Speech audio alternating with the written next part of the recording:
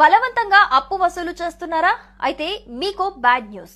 ఇకపై బలవంతంగా అప్పు వసూలు చేసినా లేదంటే రుణగ్రహీతల ఆస్తులు స్వాధీనం చేసుకున్న 5 ఏళ్ల జైలు శిక్ష పడుతుంది. అంతేకాదు 5 లక్షల జరిమానా కూడా విధిస్తారు.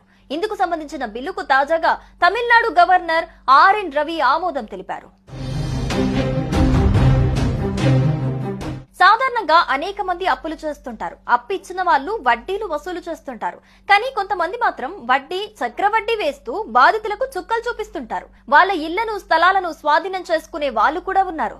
ఇకపై ఇలాంటి వారికి చెక్ పెట్టింది తమిళనాడు ప్రభుత్వం.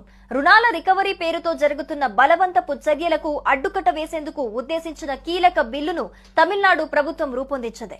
దీనికి రాష్ట్ర గవర్నర్ ఆర్ఎన్ రవి ఆమోద ముద్ర వేశారు. ఈ పరిణామం రాష్ట్రంలో రుణగ్రహీతల హక్కుల పరిరక్షణ దిశగా ఒక ముఖ్యమైన ముందడుగా పరిగణిస్తున్నారు. ఈ కొత్త రూల్ ప్రకారం బలవంతంగా అప్పు వసూలు చేస్తే 5 ఏళ్ల వరకు జైలు శిక్ష విధించేలా నిర్ణయించారు. ఈ చట్టాన్ని బిల్లు రూపంలో అసెంబ్లీలో ఆమోద ముద్ర వేసిన స్టాలిన్ సర్కార్ తుది ఆమోదం కోసం గవర్నర్ కు పంపగా ఆయన స్పందిస్తూ తన ఆమోద ముద్రను వేశారు.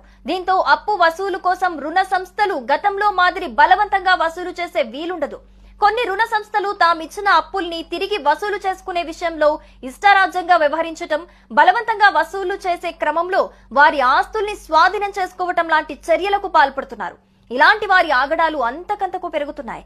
ఈ క్రమంలో అలాంటి వారికి చెక్ పెట్టేందుకు వీలుగా ఏప్రిల్ 26న డిప్యూటీ సీఎం ఉదయనిధి స్టాలిన్ అసెంబ్లీలో చట్ట సవరణ బిల్లు ప్రవేశపెట్టారు.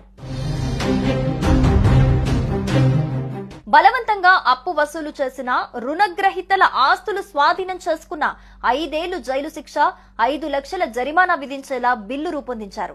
బలవంతంగా అప్పులు వసూలు చేసిన వారి వసూల కారణంగా ఆత్మహత్యలకు ప్రేరేపించేలా వ్యవహరించిన బెయిల్ రాని విధంగా జైలు శిక్ష విధించేలా బిల్లును తయారు చేశారు. దీనికి అసెంబ్లీ ఆమోదం లభించడం, తాజాగా గవర్నర్ ఆమోద ముద్ర వేయటంతో ఇది కాస్త చట్టంగా మారింది.